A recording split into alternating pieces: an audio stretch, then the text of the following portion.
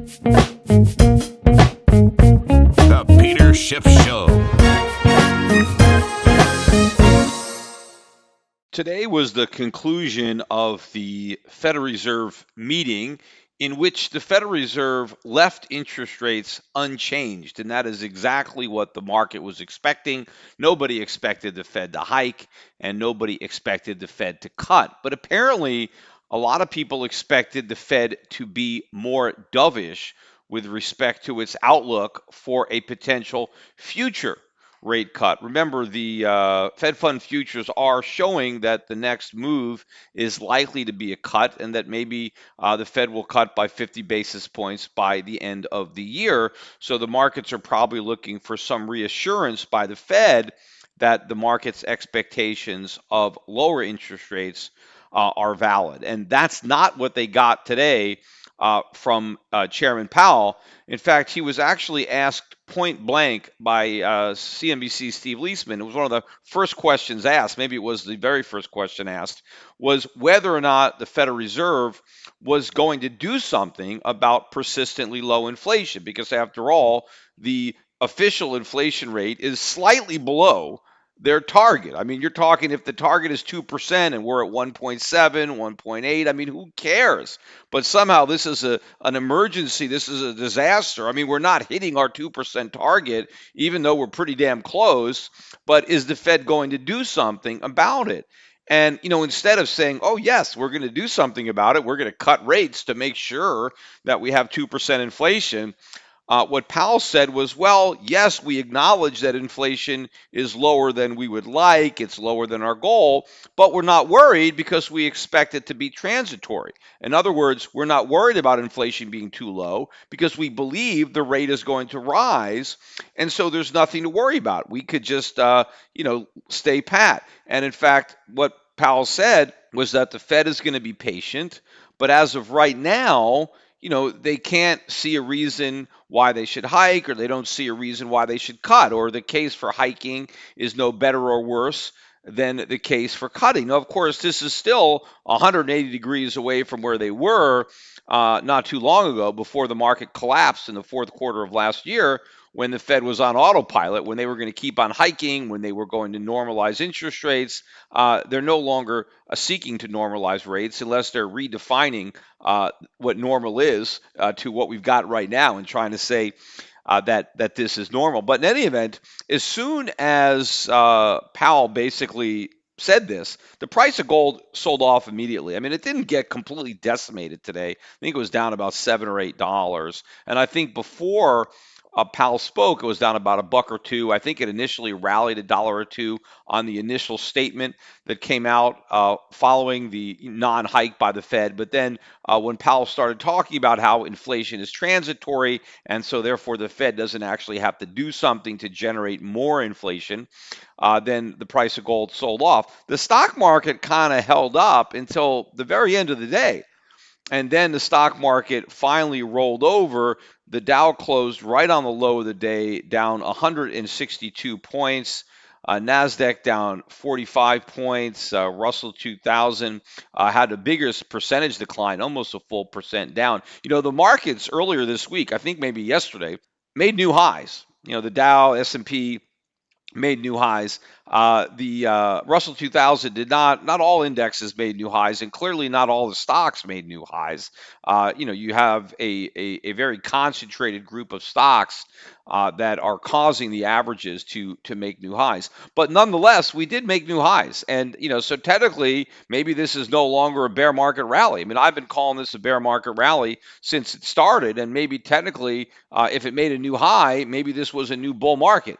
But if it is a new bull market, it's going to be the shortest bull market in history, and we're going to go right into another bear market. But I still think that even though this bear market rally technically took the indexes to new highs, if all we did is barely make a new high and then we roll over and make new lows, I think it's pretty safe to say that we were in a bear market the entire time, and the rally was just a bear trap or a bull trap. We trapped the bulls, and it was actually even a stronger bear market rally in that it was so strong, it was even able to briefly lift the market up to new highs before it rolled over and dumped.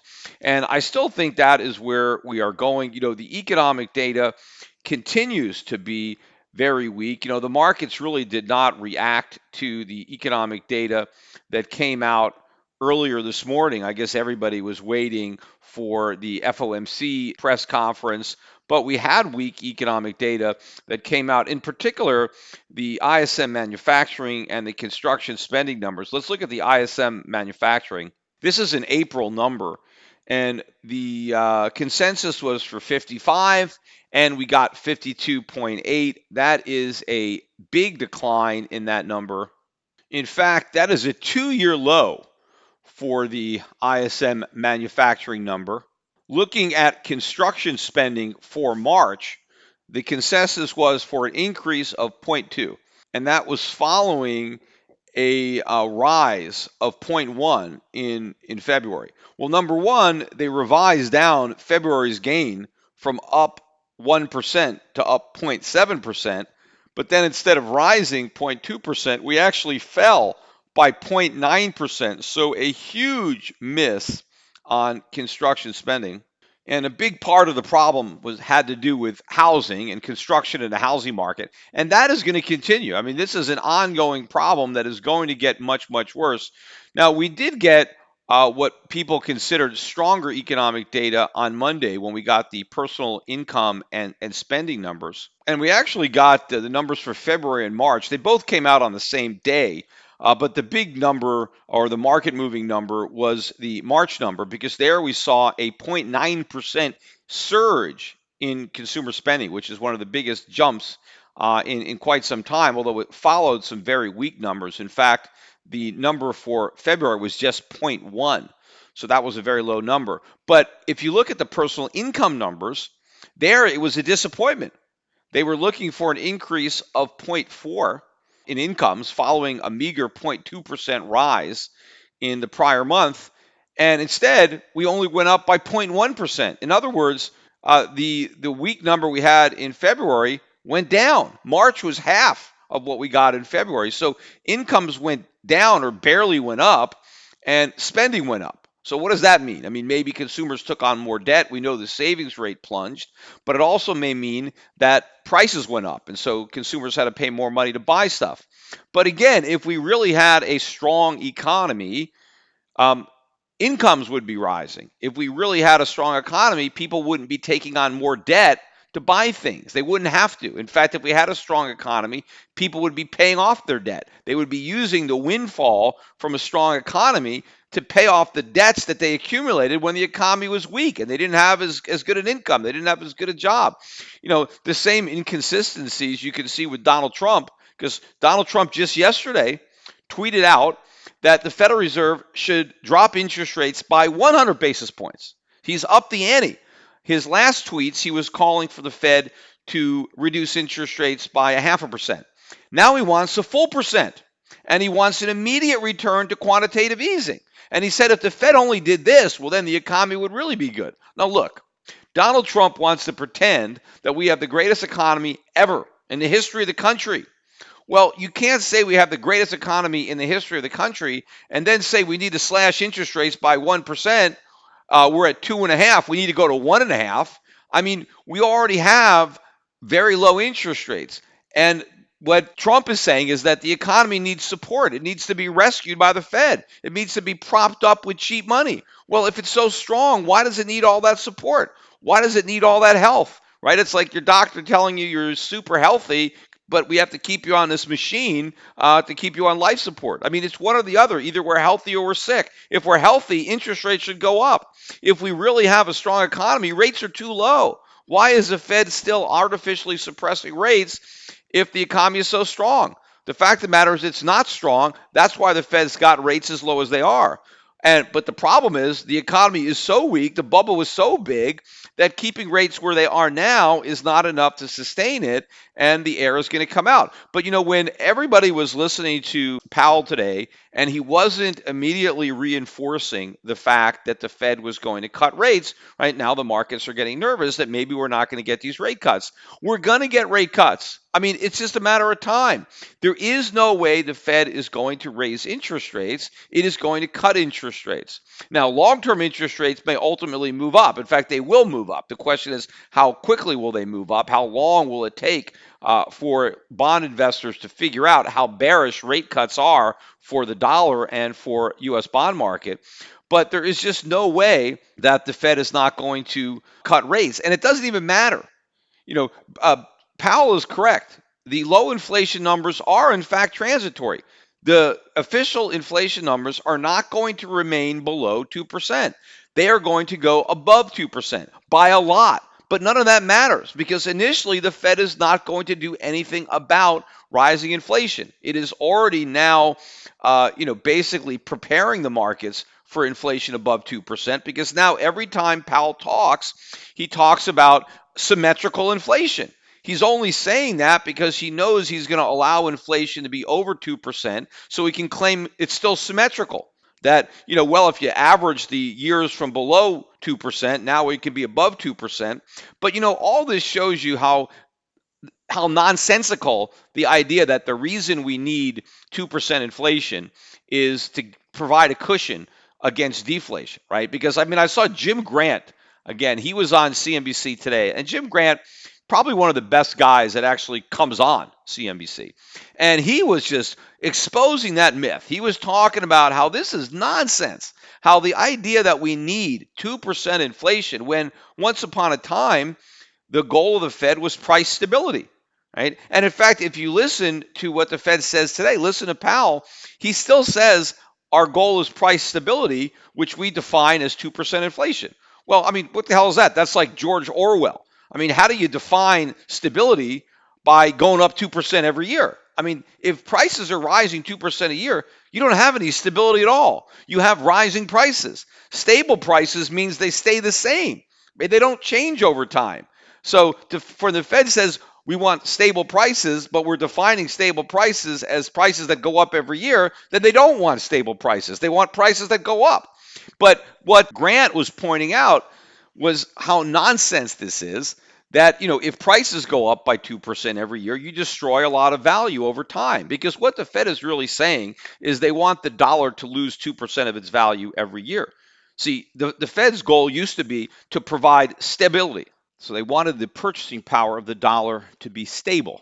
But now they don't want the purchasing power to be stable. They want the dollar to lose purchasing power every year. They want the dollar to lose 2% of its value every year. But why? Why is that a good thing? And when Jim Grant said this on CNBC, everybody jumped all over him and they said, oh, this is terrible. This is nonsense. Of course we need 2% inflation.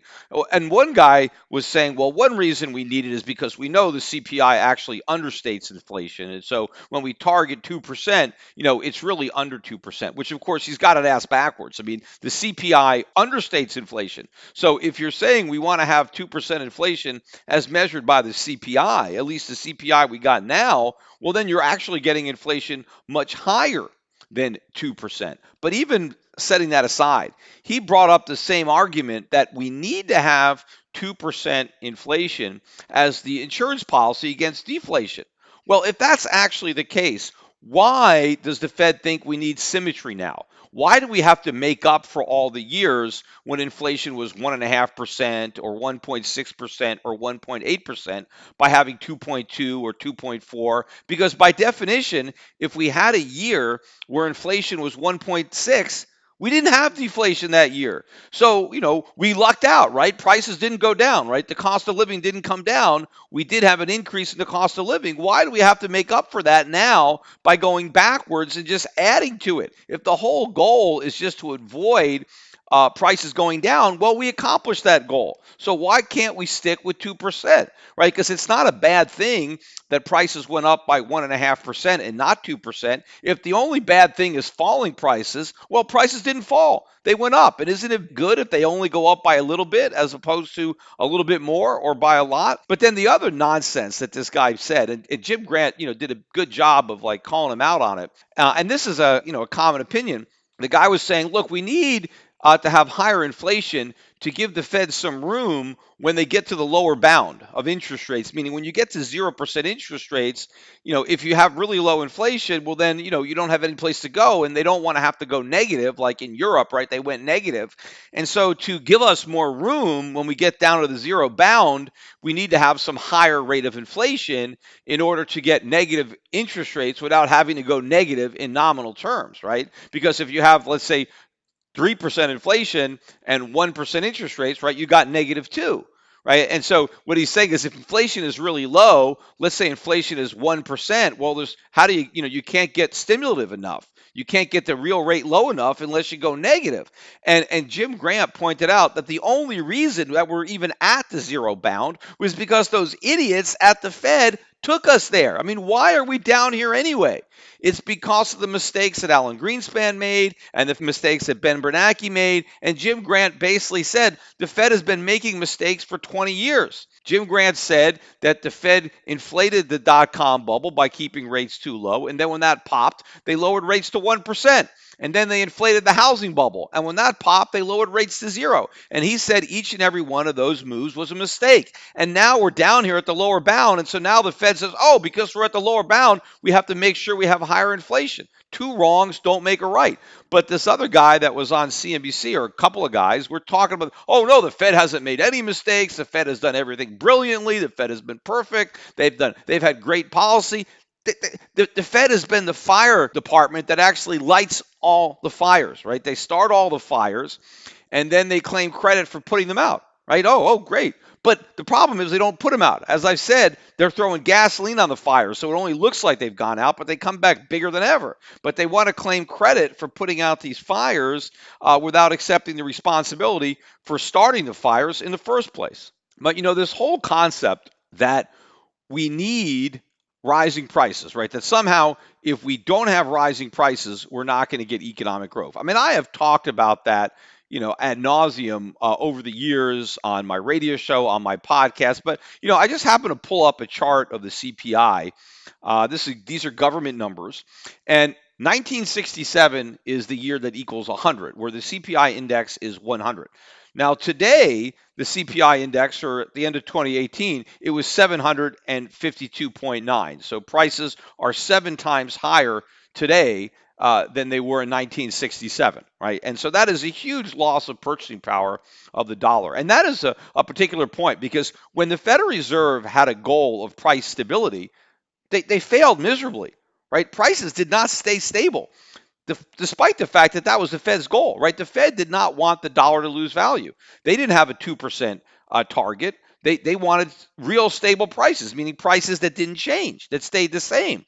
And that was their goal. But they failed miserably at that. We had lots of inflation. Prices went way up, despite the fact that the Fed wanted to keep them stable. The dollar lost a lot of value, despite the fact that the Fed's goal was to preserve its value. So think about this. If we had all this inflation when the Fed's goal was 0, imagine how much more we're going to have now when the Fed's goal is 2%, right? The Fed no longer wants price stability. The Fed actually wants prices to go up. Now, in this case, they're going to succeed, right? They failed at keeping prices stable. They will succeed in making them go up, but they will fail in containing the increase to just 2% a year. The increase is going to be much better than 2%. But, when the Fed was first started in 1913, right, and this concept of price stability, right, that was part of the original goals of the Fed. They wanted price stability. But why? Because I think that was a mistake. Because falling prices are better than stable prices. I mean, ask any consumer if they'd rather pay lower prices than they paid last year or the same. Everybody would rather pay lower prices, right? I mean, that's reality. And that means that your standard of living is going up because your cost of living is going down. But getting me back to the CPI index that I wanted to mention, where 1967 is 100. In 1800, That index was at 51, 1800. In the year 1900, we're talking 100 years later, the index was at 25. 25. So consumer prices in 1900 were half of what they were in 1800. 100 years of deflation. Now, if you talk to an economist today, oh, what would happen if prices fell for 100 years? Oh my God, it would be a 100-year depression. It would be the worst, thing imaginable, except it wasn't. Do people think the U.S. economy didn't grow between 1800 and 1900? I mean, come on. I mean, first of all, that included the Gilded Age, which is, after the Civil War to about 1900. That is the most prosperous period in economic history, the greatest amount of growth. But what happened to the U.S. economy between 1800 and 1900? First of all, in 1800, everybody was riding on horses. People had automobiles in 1900. No one had electricity in 1800. They had it in 1900, right? I mean, think about the transformation. Think about all the people that were living in cities that used to be living on farms, right? The whole industrial revolution. Think about all the manufactured products in the 1870s, 1880s, 1890s that didn't exist. In 1800. Think about all the immigrants that came to this country in the 1880s and the 1890s, the millions and millions of people that the population exploded in the United States. I mean, think about all this economic growth that we had in the 19th century in the United States, and prices went down. I mean, first of all, modern economists think that's impossible. They think, well, you have to have rising prices to have economic growth. Well, in the 19th century, we had more economic growth than the 20th century, and we had falling prices. Right? So clearly, you don't need rising prices to have economic growth. In fact, we had more economic growth when prices were falling than we did when prices are rising. And of course, falling prices are a good thing because that means your standard of living goes up. That means you can buy more stuff with less money. So we had 100 years of falling prices before we had a Federal Reserve, right?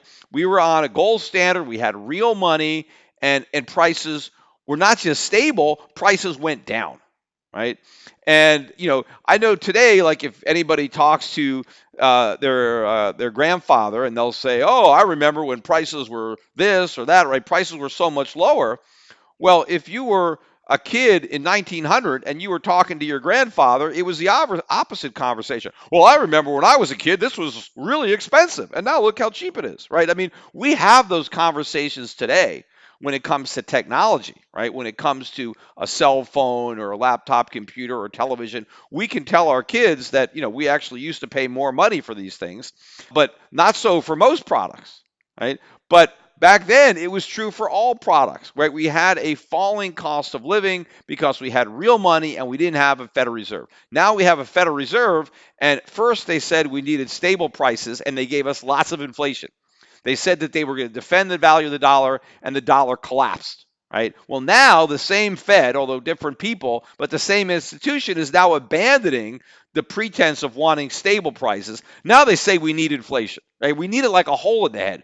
Who needs inflation? The government needs inflation because the government is the world's biggest debtor, and inflation helps debtors eradicate their debt. Right? So the government needs inflation so it can screw its creditors by repaying them in debased money. Why else do we need inflation? To sustain asset prices, right? How do we keep the stock market going up? How do we keep real estate market going up? These are prices, stock prices, real estate prices. They want to sustain that inflation. They don't want prices to come down for financial assets, so they have to keep creating more and more inflation to sustain the bubbles. But why do we have the bubbles? Because the Federal Reserve inflated the bubbles. So now because they inflated the bubbles, everybody else has to suffer a diminished standard of living, a falling standard of living, in order to prevent the music from stopping. I mean, because the Fed tries to pretend that this is all in our best interest. They keep saying that they're trying to help the American economy. They're trying to help the American consumer. In fact, what Powell said is he is trying to keep this expansion going for the benefit of the American economy.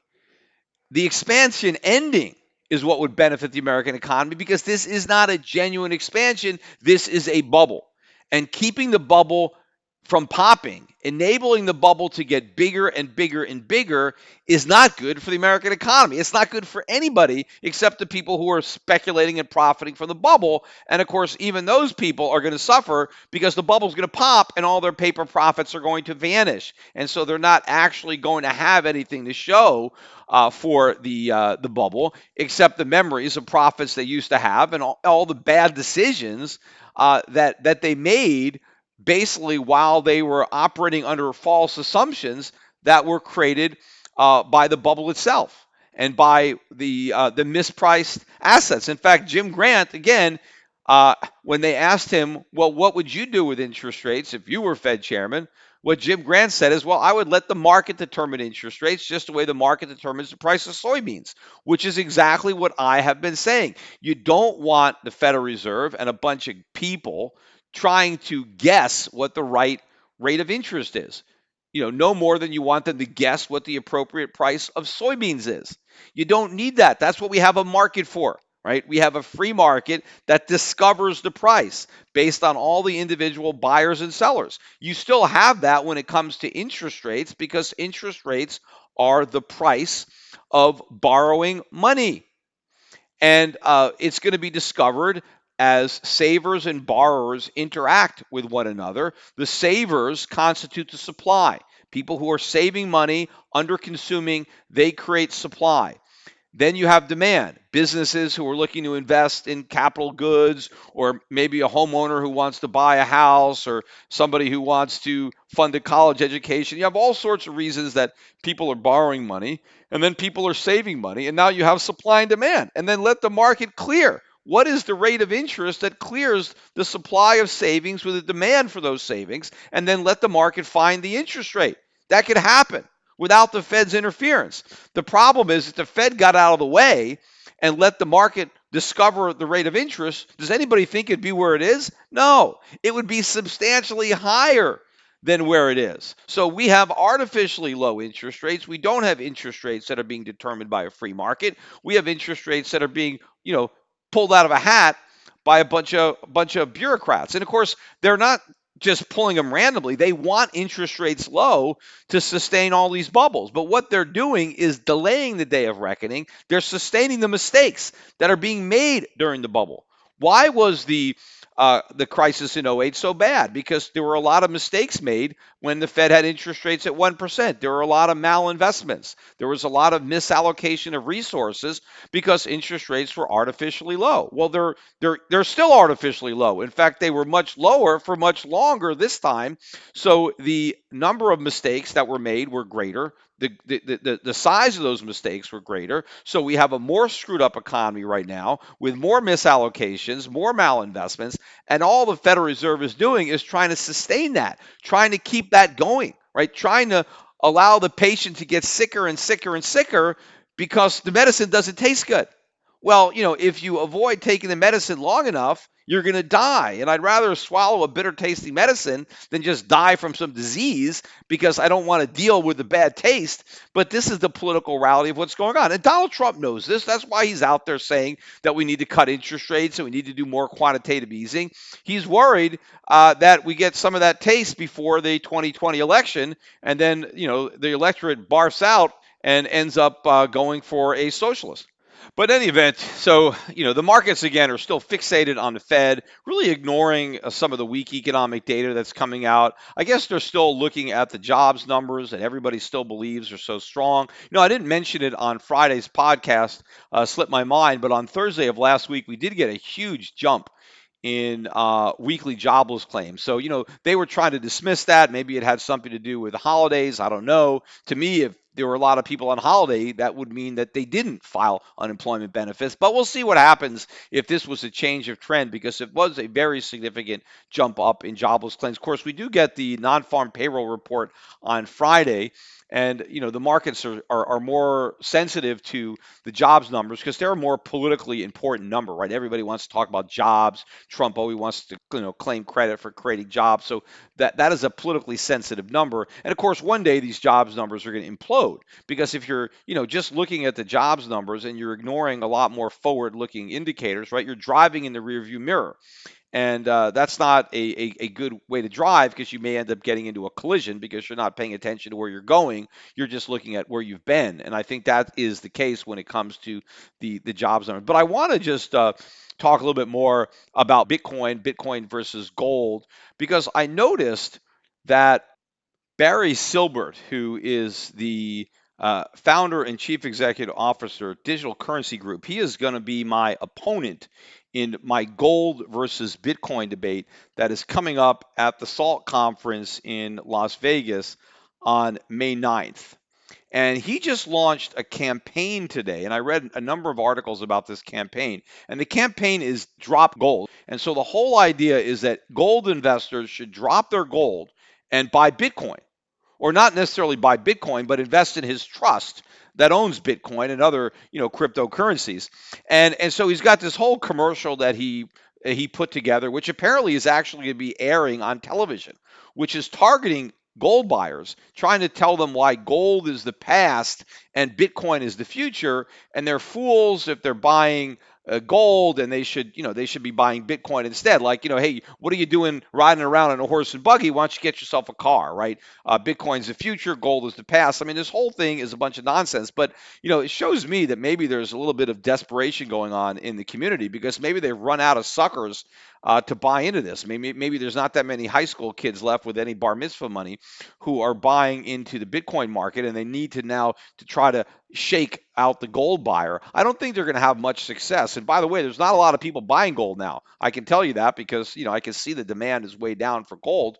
And so to try to go after the gold market and say, hey, you guys stop buying gold and buy Bitcoin. I mean, you're targeting a very small market with your ad, but that maybe means that the broader population is already tiring of Bitcoin, and so now they're trying to market gold. But if you go to the website, you can see all of this misleading stuff that is on there about gold and about Bitcoin. I mean, first, he exaggerates the strengths of Bitcoin, and he minimizes the legitimate strength of gold. In fact, he's got one chart there. He's got digital gold for the digital age, and he's contrasting gold to Bitcoin, right? And so, he puts a check by it if you have the quality, and a no if you don't. So first, he starts with low storage cost, transferability, and shipping.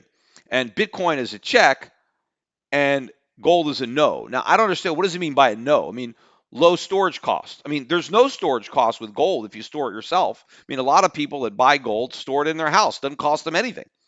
So the storage cost is zero on gold. In fact, it costs something if you're storing your Bitcoins in his trust because they have a management fee. In fact, it's funny because he talks about how great Bitcoin is, when he talks about all the attributes that it supposedly has that gold doesn't have. But then he trashes Bitcoin when he describes why you shouldn't buy it, why you should buy his Grayscale Bitcoin Trust instead. In fact, I'm going to read, this is right from his website.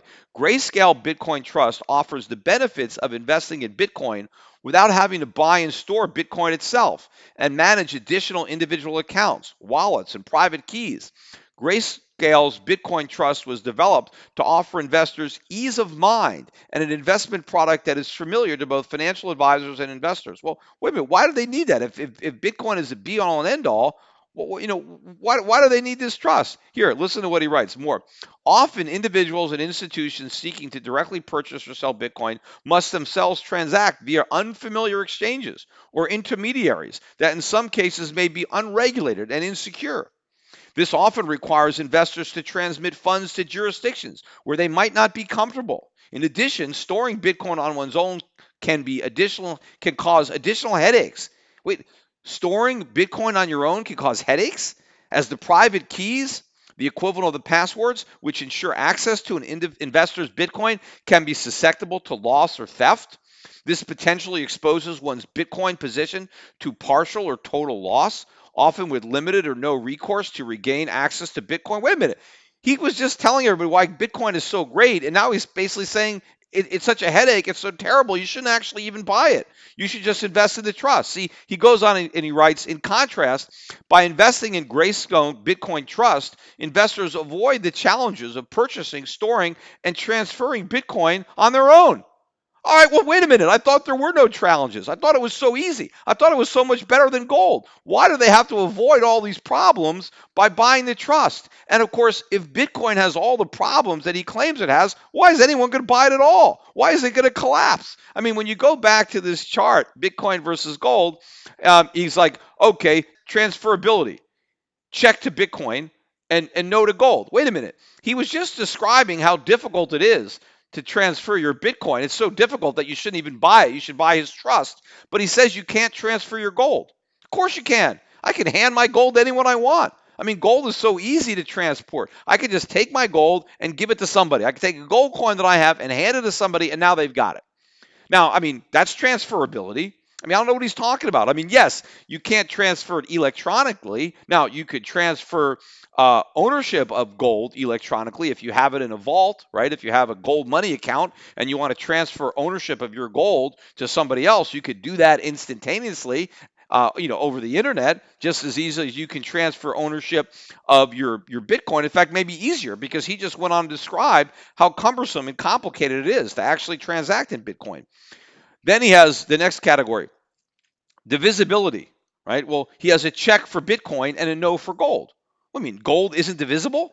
Gold can be melted down and made into tiny little specks. I mean, you can melt gold down, make 10th ounce coins, quarter-ounce coins, half-ounce coins. You could have, 1 gram little cubes. I mean, and then whatever you do with your gold, you can melt it all back down and start all over again. I mean, gold is perfectly divisible. That was one of the characteristics that helped it succeed as the most marketable commodity, which is what money is, right? And then he says, divisibility permits microtransactions. Like you with Bitcoin, check. All right, nobody is doing microtransactions with Bitcoin. Nobody. But you know what? You could do microtransactions with gold too if you're, using it in conjunction with a debit card or something like that, which is what you need with Bitcoin. In fact, almost all the transactions that are done with Bitcoin are done through BitPay, which is not using Bitcoin at all. You're simply selling your Bitcoins and acquiring dollars, and then you're transacting with your dollars. Look, if you've got a margin account, a brokerage account, you have a margin account, your broker will send you a debit card, and then you could use your debit card to buy whatever you want. You're just basically using the margin bill of your stocks to buy products. So you can make microtransactions using your stock portfolio. There's nothing unique about Bitcoin when it comes to that. Then he's got the next category, not easily susceptible to counterfeiting. He says gold is easy to counterfeit. What do you mean it's easy to counterfeit? Gold is almost impossible to counterfeit. Why do you think it's been money for so long? You think people were using gold for money all these years because it was so easy to counterfeit it? It's not easy to counterfeit it. That's the point. I mean, gold has unique properties that other metals just don't have. I mean, yeah, is it possible somebody can have some bar gold and fool some idiot into thinking it's gold and it's fool's gold? Yes, but if you're smarter, I mean, you get a maple leaf or a cougaran or some kind of recognizable coin and just take a look at it, and you can pretty much tell whether it's genuine or not. But there are all sorts of tests that you could perform on gold to determine whether or not it's legitimate. So for him to claim that it's easy to counterfeit gold shows how little the guy actually knows about gold. Then he has this stuff, decentralized, which I guess he checks for gold is also decentralized. Borderless, he gives gold a check there. Weightless, okay, yes, gold has a weight. Bitcoin doesn't. All right, but Bitcoin has no weight because it has no value, right? That's the reason it has no weight. Then he has fast value transfer. Bitcoin, yes. Gold, no. Look, I can transfer the value of my gold very quickly. If I hand it to somebody else, I've transferred the value. Boom, instantaneously. That's very quick. Now, could you, in theory, transfer Bitcoin quicker if you're over a long distance? Sure, but there's not real value there. There's just temporary value. But there are plenty of other cryptocurrencies that you can transfer faster than Bitcoin. So what does that mean? Then he goes on the limited supply, right? And he says, well, Bitcoin is limited in supply. Well, yes and no, right? I mean, is the supply of Bitcoin limited? Technically, but there's an unlimited supply of forks. You get Bitcoin Cash, Bitcoin Classic, Bitcoin Gold. I mean, they can keep rolling out these Bitcoins, right? They keep forking it off. And then you have all of these other cryptocurrencies that are really indistinguishable from Bitcoin in anything other than the name. I mean, yes, you could say that gold is a metal, and there are other metals. There's silver, there's copper, right? There's nickel. There's a lot of different metals, but none of them have the same properties as gold. They just are a different element on the periodic table, but they're not identical to gold. But you could come up with any number of Bitcoins that would be virtually identical to Bitcoin in everything other than the name, right? As far as what they can do. And in fact, you can come up with cryptocurrencies, and people already have come up with cryptocurrencies that are better than Bitcoin at whatever Bitcoin is saying that it's good at. They're already better than it right now. I mean, there is nothing better than gold at being gold. Because if you want gold, you need to use gold. I mean, if you're willing to accept something else, well, then there are other metals, but they're not necessarily going to have the properties that gold has. That's not the case with Bitcoin. The other cryptocurrencies have the same properties. It's just that they have a different name, right? That's all. Then he says, no government freezes or confiscations, limited control. Oh, to think that Bitcoin, right, somehow can't be confiscated. He writes that gold doesn't have that quality, right? No government freezes or confiscations. Believe me, it's very hard for the government to take your gold, right? Even when the U.S. government seized gold, they didn't get very much because nobody turned it in, right? It's going to be much easier for governments to follow your crypto fingerprints, right? People who are now hearing from the IRS because they traded in Bitcoin and they didn't report their transactions. I mean, all this stuff is online. It's far more easy for the government to go and look into your history of cryptocurrency use than in gold use. I mean, if you are just handing gold back and forth, there is no record of that. So I think there is more protection from government. I think you have more privacy when you are owning and transacting in gold than you do when you are owning and transacting in Bitcoin. So to say that, you're totally safe from government when you own Bitcoin, yet you're at the mercy of government when you own gold is a bunch of nonsense. And then he has this idea. I mentioned I wanted to mention thing about portability, which had to do kind of with the transferability, which is really a name for portability. I mean, an example of an asset that's really not very portable is real estate, right? You own a piece of real estate, it's stuck where it is. I mean, you can't take your real estate with you when you leave. If you leave the country, your real estate is staying here unless you can sell it before you leave, but that may take some time. But gold is very portable. You take your gold, you put it in your pocket, you put it in a suitcase, and you leave, right? It is extremely portable. But to try to imply that it's not portable is just completely disingenuous, and that's what this guy's doing. But the last thing he's got on here is it's good for buying a latte. Like Bitcoin is good for buying a latte and gold is not. And again, that's nonsense. Nobody is selling lattes for Bitcoin. You want a latte, go out and try to buy one with Bitcoin. You're not going to do it. And if there's anybody that's accepting it, you got to go through BitPay. So they're not really accepting Bitcoin. They are accepting dollars. You could just as easily take a debit card on your brokerage account and you can buy your latte with your shares of IBM. Right? Anybody can do that. Anybody can lever an asset in a margin account, and you could use a debit card, on gold money account, and you could use that. But in theory, if it wasn't for government, and the main reason that gold money has not been able to roll out a total platform that would enable transactions in gold is because of government regulation. I mean, that's the only thing that's stopping it. I mean, if it wasn't for government regulation, right, gold money could easily today have a system right now that allowed every merchant in the country to sell lattes and accept payment in fractions of a gram of gold. And it would be instantaneous payment. It is very easy to use gold for micropayments, much easier than it would be for using cryptocurrencies. The only reason it's not being done is because the government won't let it be done. Now, for obvious reasons, right? Why would the government want to compete with honest money? Why would the government want to compete when you have a Federal Reserve and other central banks that are saying, we will destroy the value of our currencies every year? We are going to make sure that our currencies lose value. And then you have an alternative, gold, which is going to have stable value. If you have a choice between holding something that stores its value or holding something that loses its value, what are you going to choose? It's obvious. So the government has to make it harder and harder for people to make that choice by cracking down on any institution that tries to offer that choice to consumers. But, if they're going to prevent the gold community from offering that type of choice, well, they're certainly not going to allow the crypto community to do it. But of course, ultimately, the whole crypto thing is going to fall apart on its own, because one of the most nonsensical points that this guy makes, and I was reading on his website, is he says that one of the best things about Bitcoin versus gold is that Bitcoin has actual utility and gold does not. And that is one of the biggest myths out there by all these crypto fools, is that gold's worthless, that gold doesn't actually have any value, yet Bitcoin does. I mean, come on. I mean, the only reason gold is money is because it was so valuable. That's what made it money. It was a luxury good. Why did people want it? People wanted it because of all of its unique properties. There's so many things that you can do with your gold. And the idea that it is a store of value means that I can take my gold, right?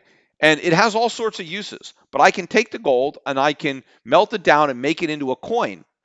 And 100 years from now, 200 years from now, that coin can be melted down, and now you've got the original gold, and you can do whatever you want with it, right? You can apply it in any industrial use. You can use it in electronics. You can use it in aerospace. You can use it in jewelry. It doesn't matter that it was in a coin for 100 years or 200 years. All of the value that is in that gold remains in that gold. There's nothing that you can do to it. You can't destroy it, right? It's there. It will exist. That is what a store of value is. When someone says, well, Bitcoin is the new store of value, what value does Bitcoin have that you are storing? What can you do with your Bitcoin? How do you unlock that value at some point in the future? See, I can do a lot of things with my gold now. It can be used in a lot of things. I don't have to use it for something. I can store it to use it later, right? It will store that value. But what can I do with my Bitcoin now? Nothing. What can I do with it in the future? Nothing. So if I can't do anything with it now and I can't do anything with it in the future, what value am I storing? What am I preserving? This whole thing is a con. This is just a pyramid, a bubble, a pump and dump scheme. And that's what this guy is doing now with his Bitcoin trust and his crypto trusts. He is just trying to sucker more and more people into this Ponzi scheme, into this mania, and getting them to think that this is the new gold, that these are the modern day alchemists that have reinvented gold, right? That, real gold is antiquated and old fashioned and obsolete, and people should just start selling off their gold and incorporating Bitcoin into their portfolios. And then he does this analysis on there where he shows like how much better your portfolio would have performed over the years if you simply had Bitcoin as part of it, like 1% Bitcoin, 2% Bitcoin, 5% Bitcoin, right? Well, of course, Bitcoin went from pennies a coin to $20,000. Even forget that, it's still around $5,000 now. So yes, during the life of Bitcoin, which has been very short, having Bitcoin as part of any portfolio enhanced the value. Duh, that's not rocket science. But does that mean that that is going to be the case for the next 5 years, the next 10 years, the next 20 years? Absolutely not. To suggest that because you had this huge, bubble in an asset, that obviously having that asset in a portfolio would have enhanced the yield. And then he compares it to, a portfolio that also had an allocation to gold. And like, look at how much better the portfolio did when it had an allocation to Bitcoin versus gold. Of course, it's all skewed because you're looking back at a time period where Bitcoin did great and gold, didn't go anywhere. But the next 10 years can be the exact opposite. Bitcoin can go down 50%, 90%, 99%, and all those numbers are going to look horrific. I mean, obviously, too, if you just start the clock in January of 2018 and adding Bitcoin to your portfolio was a disaster, right? Now, the question is that trend going to continue? Or is the longer trend going to continue? And since the longer trend really just represents a bubble and includes the manic blow off top of that bubble, it's a lot more likely that the newer trend, the downtrend, is the one that is going to persist and that this party is over. And the fact that they're now trying to shake out some of the gold holders with this full-on campaign. I mean, you don't see gold companies trying to, run television commercials, trying to convince people to sell their Bitcoin to buy gold. I mean, we wouldn't waste our money doing that. But these guys think that they have to run commercials and put up this bullshit website, drop gold and all kinds of Twitter hashtags and trying to convince people to sell real gold to pile into their fool's gold. The reality is they're trying to get rid of their own Bitcoins. They're running out of suckers, and they're hoping to draw some more people in at the the later stage of this game. And again, if you look at his website, he's still on there saying it's early. You're getting in on the ground floor. The ground floor. This is the top of the Empire State Building. I mean, nobody buying this stuff now is getting it at the bottom. Nobody is discovering something new, but they're trying to create that mentality, the idea that, hey, you know about all these young people that got rich putting a few $100s into Bitcoin? Well, you could do it too, except now you have to put a few thousand in because the price has gone up. But we're all going to be rich, right? If we just buy onto this, cryptocurrency, and it's all hype. It's all about, trying to stoke greed and mania. And so I don't know what's going to happen to my debate. I mean, I think this guy is almost like trying to build his campaign around the fact that he's got this debate coming up with me, because he did mention in one article I read about he's kicking off the campaign with this gold versus Bitcoin debate at a major investment conference, and he doesn't mention that the conference is Salt and that his opponent is me. But I'm looking forward to this event, and I'm looking forward, to a more neutral audience that we're going to have at Salt. Because I still look, the debate that I did with Eric Voorhees. Now you can look at that on Reason. It's got over 500,000 views now. But every time I read a comment about that or someone tweets about it, it's always how Eric totally kicked my ass. And I'm a complete idiot. I'm a moron, and and I don't think anybody could objectively, if you haven't watch that debate. It's on. In fact, I put a copy of it on my YouTube channel. So mine, I don't have nearly 500,000 views on the one on my YouTube channel, but you can watch it on my YouTube channel or just watch the one on the official channel. And maybe we throw a comment in there because all the comments are so skewed against me, because I think it's the people who are in Bitcoin and they're completely taken by it. They've drunk the Kool-Aid and that's it. They're the ones that tend to watch it just, to validate. And I think they even want to put comments on there to make sure that if anybody stumbles on the video, that they read the comments so they could just conclude that I lost and Eric won without maybe even watching the debate itself.